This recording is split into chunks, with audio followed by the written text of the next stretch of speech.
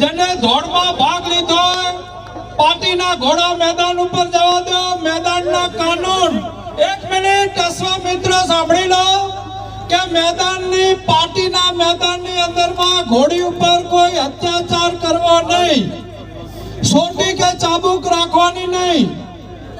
પછી ઝંડી પડ્યા પછી ઘોડી નહીં ઉપડે તો એ ઘોડી ફરી ભાગ લઈ શકશે નહીં, અને ઝંડી પાડ્યા પહેલા ઉપડી જશે તો એ ઘોડી અમે પાછી મગાવશું. અને જે જીતા હોય સિકંદર ઘોડાના ઘમસાણમાં તંગલા તાણી